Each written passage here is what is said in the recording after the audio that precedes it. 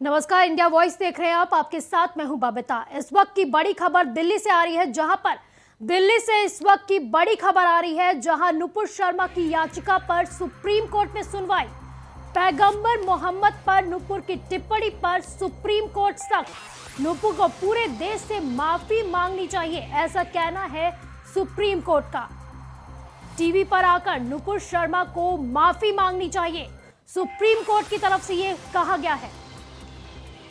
तो उदयपुर की घटना नुपुर शर्मा की वजह से हुई है, यह कहना है सुप्रीम कोर्ट का। नुपुर शर्मा पूरे देश के लिए खतरा है। एफआईआर दर्ज होने के बाद भी नुपुर शर्मा पर कोई भी कार्रवाई नहीं हुई। तो इस वक्त की बड़ी खबर दिल्ली से, जहां पर नुपुर शर्मा की याचिका पर सुप्रीम कोर्ट में सुनवाई। पैगंबर मोहम्मद पर नुपुर शर्मा की टिप्पणी पर सुप्रीम कोर्ट सख्त।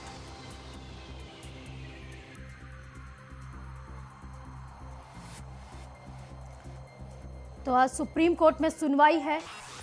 इसी पर ज्यादा जानकारी के लिए न्यूज रूम से लाइव जुड़ गए हैं हमारे सहयोगी के राणा। के जिस तरह से सुप्रीम कोर्ट की तरफ से ये कहा जा रहा है कि नुपुर शर्मा की गलती है, कितना सही कितना गलत? बिल्कुल बबीता, देखो जिस तरह से सुप्रीम कोर्ट ने टिप्पणी की है और सख्त दिल्ली की पुलिस पर भी फटकार लगाई है। सुप्रीम कोर्ट का कहना है कि नुपुर शर्मा को टीवी पर आकर माफी मांगनी चाहिए, वो देश के लिए खतरा है। उन्होंने माफी मांगने में बहुत देर कर दी है और साथ ही ये भी कहा गया है कि उन्होंने आखिर इतनी देर क्यों की, और जो उदयपुर की घटना घटी है वो भी नुपुर शर्मा की वजह से हुई है, यानी कि उसके जिम्मेदार भी नुपुर शर्मा है। साथ ही दिल्ली पुलिस पर उन्होंने टिप्पणी करते हुए कहा है कि आखिर इतनी एफआईआर दर्ज होने के बाद भी, जब दाई का आंकड़ा एफआईआर दर्ज होने का चला गया है, तो आखिर उसके बाद भी दिल्ली पुलिस ने कोई भी एक्शन उन पर क्यों नहीं लिया है, या उनको लेकर आखिर क्या कार्रवाई की है। देखिए, सबसे बड़ी बात यह है कि सुप्रीम कोर्ट ने जिस तरह से टिप्पणी की है, अभी इस पर कुछ भी कहना सही नहीं। तो सुप्रीम कोर्ट में आज सुनवाई हो रही है। दिल्ली से बड़ी खबर, जहां पर सुप्रीम कोर्ट में सुनवाई चल रही है। नुपुर शर्मा पूरे देश के लिए खतरा है, सुप्रीम कोर्ट का ऐसा कहना है। सुप्रीम कोर्ट ने कहा है कि नुपुर शर्मा पूरे देश के लिए खतरा। एफआईआर दर्ज होने के बाद भी नुपुर शर्मा पर कोई भी कार्रवाई नहीं हुई। तो दिल्ली से इस वक्त की बड़ी खबर, जहां पर आज सुनवाई होनी है। तो इस वक्त की बड़ी खबर आ रही है, जहां पर नुपुर शर्मा की याचिका पर सुप्रीम कोर्ट ने सुनवाई करते हुए कहा कि नुपुर शर्मा देश के लिए बड़ा खतरा। टीवी पर आकर नुपुर शर्मा को मांगनी पड़ेगी माफी, सुप्रीम कोर्ट का यह कहना है। पूरे देश से माफी मांगिए। तो सुप्रीम कोर्ट की तरफ से यह कहा गया है, सुनवाई के दौरान सुप्रीम कोर्ट की तरफ से यह कहा गया, यह टिप्पणी की गई कि नुपुर शर्मा देश के लिए खतरा। पैगंबर मोहम्मद पर नुपुर ने टिप्पणी की, जिसके बाद अब नुपुर शर्मा को पूरे देश से माफी मांगनी चाहिए। टीवी पर आकर नुपुर शर्मा को माफी मांगनी चाहिए, ऐसा कहना है सुप्रीम कोर्ट का। उदयपुर की घटना नुपुर शर्मा की वजह से हुई है, यानी कि उदयपुर में जो भी हुआ है नुपुर शर्मा की वजह से हुआ है, ऐसा कहना है सुप्रीम कोर्ट का। सुप्रीम कोर्ट ने यह टिप्पणी की है कि उदयपुर में जो भी हुआ है वो नुपुर शर्मा इसके लिए जिम्मेदार है। तो नुपुर शर्मा को पूरे देश के लिए खतरा बताया है। एफआईआर दर्ज होने के बाद भी नुपुर शर्मा पर कार्रवाई क्यों नहीं की गई, ऐसा कहना है सुप्रीम कोर्ट का। ये सवाल सुप्रीम कोर्ट ने पूछे हैं कि एफआईआर दर्ज होने के बाद भी नुपुर शर्मा पर क्यों नहीं कार्रवाई की गई।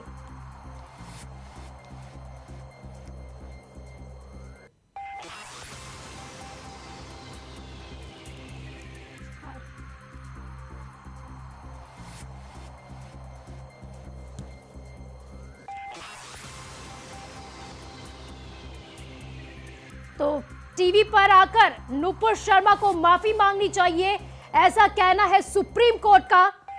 नुपुर शर्मा पूरे देश के लिए खतरा है, सुप्रीम कोर्ट ने टिप्पणी दी है। आज सुनवाई हो रही है उदयपुर को लेकर। नुपुर शर्मा को जिम्मेदार ठहरा दिया है सुप्रीम कोर्ट ने। तो सीधे सीधे आरोपी जो है नुपुर शर्मा को बताया है। सुप्रीम कोर्ट का यह कहना है कि जो भी उदयपुर में घटना हुई है उसके लिए जिम्मेदार सिर्फ और सिर्फ नुपुर शर्मा है। तो नुपुर शर्मा को पूरे देश से माफी मांगनी चाहिए। पूरे देश के लिए नुपुर शर्मा को खतरा बताया जा रहा है। एफआईआर दर्ज होने के बाद भी नुपुर शर्मा पर कार्रवाई क्यों नहीं की गई, ऐसा जो है सवाल किया गया है सुप्रीम कोर्ट की तरफ से। तो सुप्रीम कोर्ट आज दिल्ली में सुनवाई होनी है। तो दिल्ली से बड़ी खबर, नुपुर शर्मा की याचिका पर सुप्रीम कोर्ट में सुनवाई होनी थी, जहां पर पैगंबर मोहम्मद पर नुपुर शर्मा की टिप्पणी पर सुप्रीम कोर्ट काफी ज्यादा सख्त दिखाई दिया। नुपुर शर्मा को पूरे देश के लिए उन्होंने खतरा बता दिया है।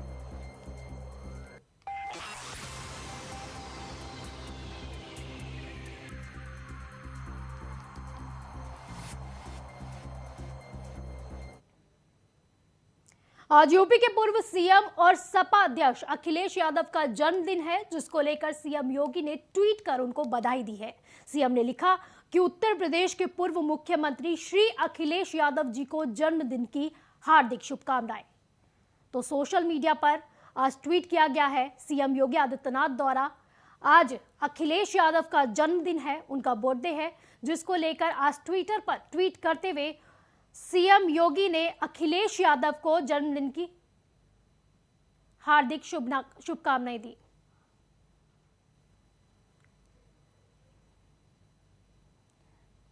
तो जन्मदिन के उपलक्ष्य में आज प्रेस कॉन्फ्रेंस रखी गई। क्या कुछ प्रेस कॉन्फ्रेंस में कहा जा रहा है, चलिए आपको सीधे ले चलते हैं।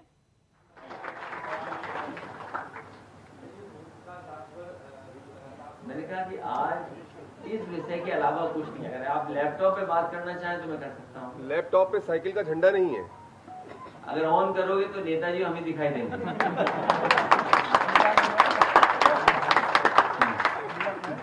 तुम कैसे आदमी हो, पुराने जमाने के आदमी हो क्या? लैपटॉप पे झंडा लगता है कहीं? कैसे हो? गुमराह मत करो चैनल वालों।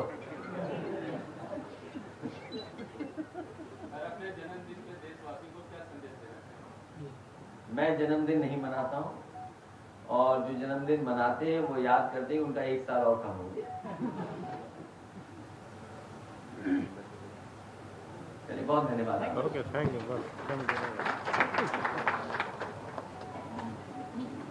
टीटी वाले जाएंगे, सभी बच्चे यही रहेंगे, उनकी लंच की व्यवस्था है। यही बच्चे रहेंगे, उनके लिए लंच की व्यवस्था है।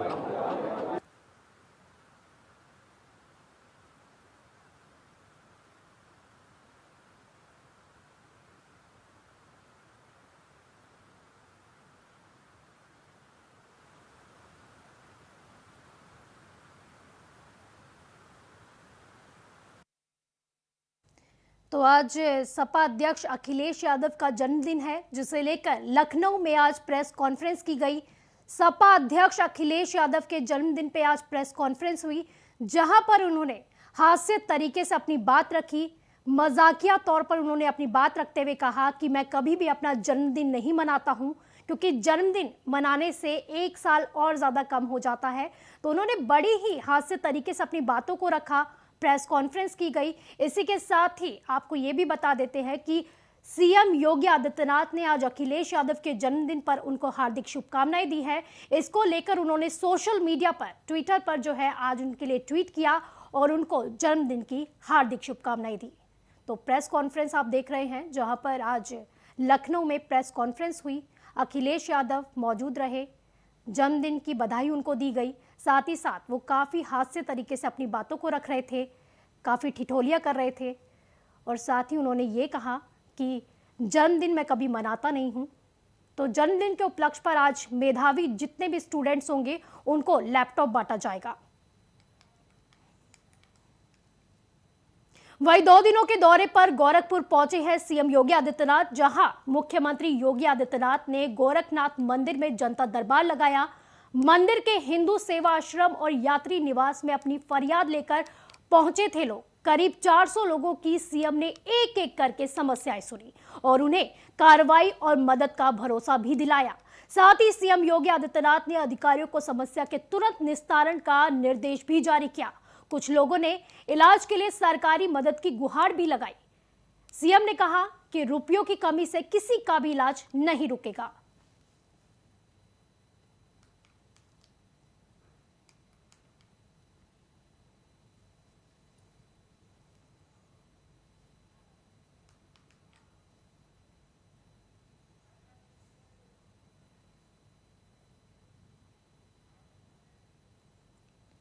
बढ़ते अगली खबर की ओर, जहां मथुरा में सभी पक्षकार पहुंचे जिला कोर्ट। 8 याचिकाओं पर होनी है सुनवाई। अधिवक्ता के निधन पर अभी तक नहीं हो सकी है कोर्ट में सुनवाई। तो बड़ी खबर, जहां पर मथुरा में सभी पक्षकार आज जिला कोर्ट पहुंचे हैं। 8 याचिकाओं पर आज सुनवाई होने वाली है।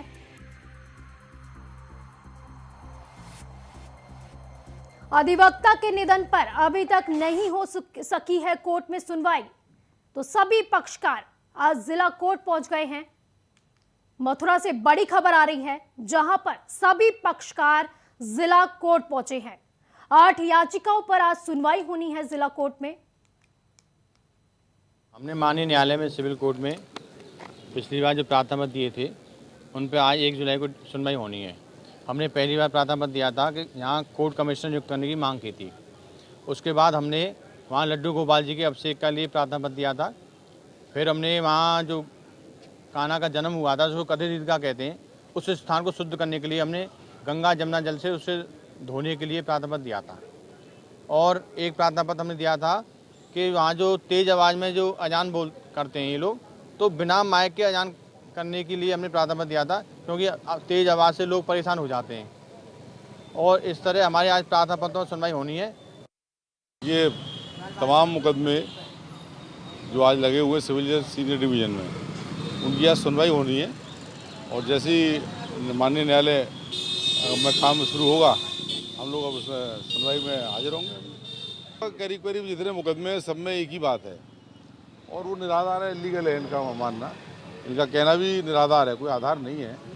तो वो अपने जो समझौता हुआ था उसके लिए और तमाम मुद्दों को, जो कि इनको अधिकार भी नहीं है, क्योंकि ट्रस्ट के ये व्यक्ति नहीं है, ट्रस्ट के पदाधिकारी नहीं है, और ना ही सेवा संघ के सेवा संस्थान के पदाधिकारी हैं। तो आम जनमानस बन के भक्त बनकर आए हैं। अब जो अदालत में मामला है, अदालत जो सुनवाई के बाद में जो भी दिशा निर्देश जारी करेंगे उसका हम लोग पालन करते हैं।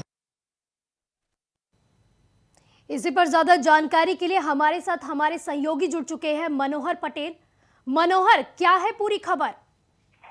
जी बिल्कुल, देखिए मैं आपको बता दूं कि सीनियर डिवीजन कोर्ट में आज सुनवाई चल गई है। मैं आपको बता दूं कि राजेंद्र जैन, जो कि मथुरा में ही अधिवक्ता है, उनका निधन हो गया था, जिसकी सुनवाई के लिए अग्रिम जो तारीख है वो 5 जुलाई के साथ साथ 15 जुलाई को सभी पक्षकारों की सुनवाई होनी है, जिनमें कि 2 पक्षकार हैं, महेंद्र प्रताप और मनीष यादव, जिनकी सुनवाई 5 जुलाई को होनी है। इसके अलावा बाकी अन्य और जो पक्षकार हैं उनकी सुनवाई 15 जुलाई को होनी है। मैं आपको बता दूं कि विवादित भूमि को मुक्त कराने को लेकर कोर्ट में मामला विचाराधीन है, जिसको लेकर के लगातार छुट्टियों से पहले सुनवाई चल रही थी, जिनमें कि आज कोर्ट खुले हैं, आज सुनवाई होनी थी। लेकिन चूंकि अधिवक्ता का निधन हो गया था, जिसके चलते आज कंडोलेंस हो गई थी, और जिसमें कि अगली तारीख 5 जुलाई के साथ साथ पक्षकारों की 15 जुलाई तारीख निर्धारित की गई है अगली सुनवाई के लिए। जी मनोहर, 8 याचिका की बात की गई है। कौन कौन सी याचिका है जिस पर आज सुनवाई होने वाली है? जी बिल्कुल, देखिए अगर याचिकाकर्ताओं की अगर बात की जाए तो महेंद्र प्रताप, मनीष यादव और उसके अलावा दिनेश कौशिक, तमाम जो कि हिंदूवादी पक्षकार हैं, वो लगभग अभी तक जो ताजा मामला है वो लगभग 9 अर्जीकर्ता याचिकाकर्ता सामने आए हैं, जिसमें कि सभी को कोर्ट में निरंतर सुना जाएगा, जिसमें 2 पक्षकारों को 5 जुलाई को सुना जाएगा। इसके अलावा जो बाकी अन्य जो 7 पक्षकार हैं उनको 15 जुलाई को। ठीक है मनोहर, बहुत बहुत शुक्रिया इन तमाम जानकारी के लिए आपका। बढ़ते अगली खबर की ओर, जहां पर आज यूपी में जुम्मे की नमाज को लेकर पुलिस अलर्ट मोड पर दिखाई दे रही है। सुरक्षा बलों को जगह जगह तैनात रहने के निर्देश जारी कर दिए हैं। 10 जून को जुम्मे की नमाज के बाद हुई थी हिंसा, बवाल ना हो इसलिए धर्म गुरुओं से भी किया जा रहा है संपर्क। तो इस वक्त की बड़ी खबर, जुम्मे की नमाज और आज जो है पुलिस को हाई अलर्ट पर रहने की बात कही गई है। सुरक्षा बलों को जगह जगह तैनात कर दिया गया है। 10 जून को जुम्मे की नमाज के बाद हिंसा हुई थी, बवाल ना हो इसलिए धर्म गुरुओं से लगातार संपर्क किया जा रहा है। तो 10 जून को जुम्मे की नमाज के बाद हिंसा हुई थी।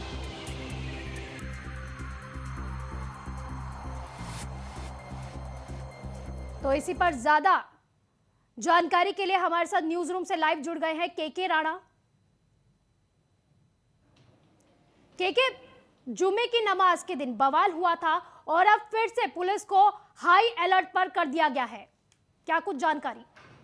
बिल्कुल बबीता, देखिएगा जिस तरह से सबसे पहले जब नूपुर शर्मा का एक बयान सामने आया पैगंबर साहब को लेकर, उसके बाद से ही इस तरह के बवाल और हिंसा देखी जा रही थी। जिस तरह से कानपुर में पहले 3 जून को उसको लेकर हिंसा हुई, उसके बाद फिर अगले जब शुक्रवार आया 10 जून को, तो उसके बाद फिर जुमे की नमाज के बाद फिर से उसी तरह की हिंसा देखी गई। उत्तर प्रदेश के भी कई जिलों में हुई, साथ ही पश्चिम बंगाल के हावड़ा में हुई और झारखंड में रांची में भी उस तरह की हिंसा को देखा गया।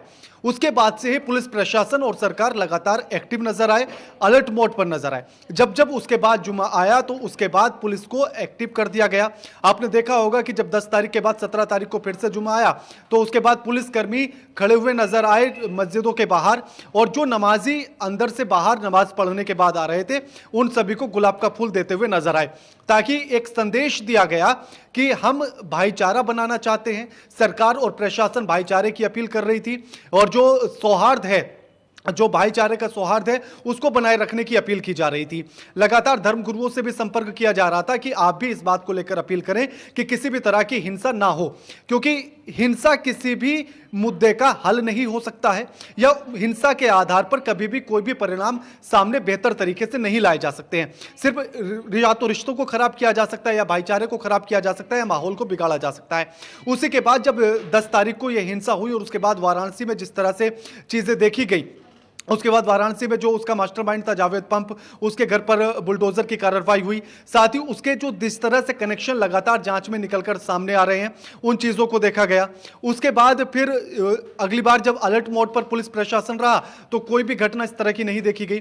उसके बाद फिर जुमा आया तो उसके बाद फिर पुलिस अलर्ट मोड पर थे, और इस बार भी फिर से जब जुमे की नमाज को लेकर पुलिस एक बार फिर से अलर्ट मोड पर है। यह सरकार की और प्रशासन की दोनों की सक्रियता को दर्शाता है, ताकि यह दिखाया जा सके और यह बताया जा सके। आप देखिएगा कि जिस तरह से ड्रोन के साथ नजर रखी जा रही है, पैनी नजर रखी जा रही है, जो संवेदनशील इलाके हैं, यानी कि 10 जून को जिन जिन जगहों पर हिंसा हुई थी उन जगहों पर ज्यादा एक्टिव और अलर्ट मोड पर पुलिस प्रशासन है। ड्रोन के साथ वहां अच्छे तरीके से नजर रखी जा रही है, पैनी नजर रखी जा रही है, ताकि किसी भी तरह की अप्रिय घटना होने से पहले उसको रोका जा सके और किसी भी तरह की हिंसा को रोका जा सके।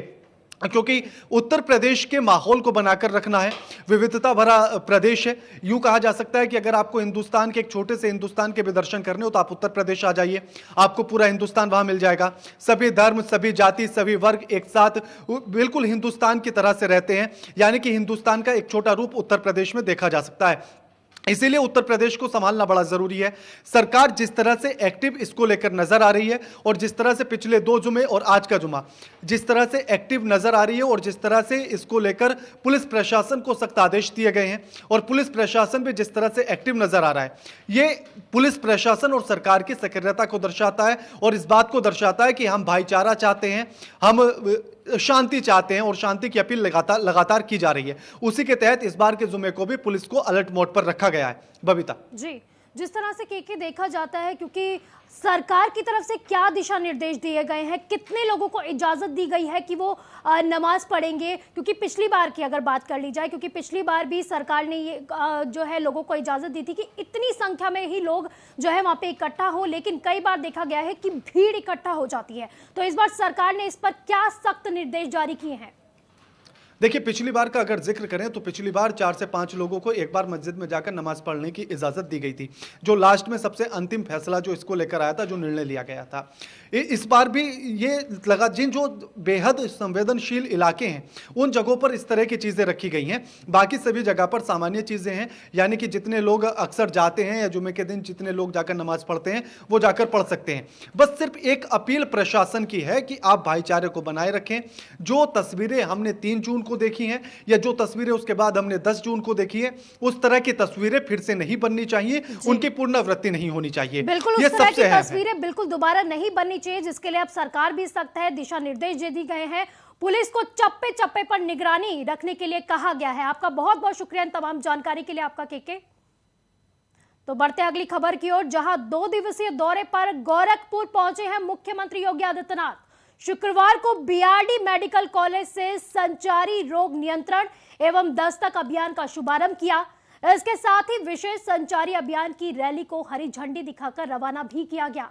बीआरडी मेडिकल कॉलेज के सभागार में सीएम योगी आदित्यनाथ ने पूरे जुलाई महीने संचालित होने वाले संचारी रोग नियंत्रण अभियान और 16 से 31 जुलाई तक संचालित होने वाले दस्तक अभियान की शुरुआत की। सीएम योगी ने लोगों को संबोधित करते हुए कहा कि साफ सफाई से हर बीमारी से बचा जा सकता है। गोरखपुर में हमने इंसेफ्लाइटिस से लंबी लड़ाई लड़ी है। हमारे जनप्रतिनिधि के साथ गोरखपुर वासियों ने इस लड़ाई में बहुत साथ दिया था। इंसेफ्लाइटिस जैसी बीमारियों के लिए नियंत्रण के लिए ही दस्तक अभियान चलाया जा रहा है।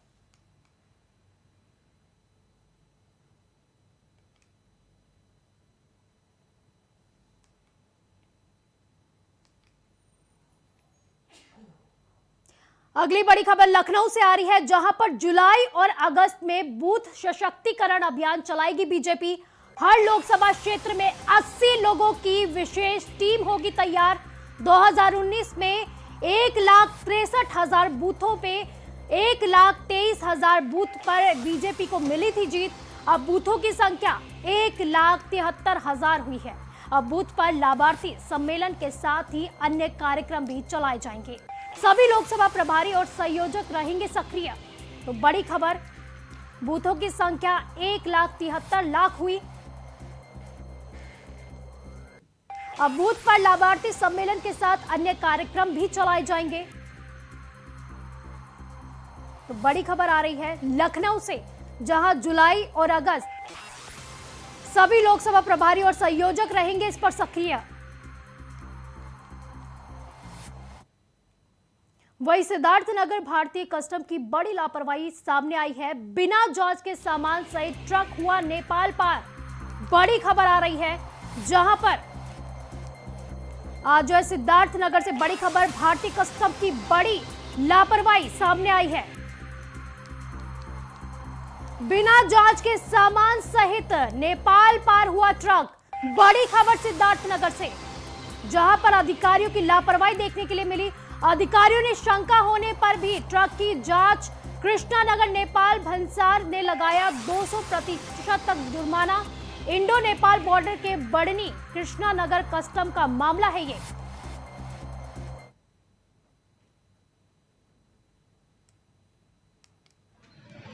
तो सिद्धार्थनगर से बड़ी खबर, जहां पर भारतीय कस्टम की बड़ी लापरवाही देखी जा रही है।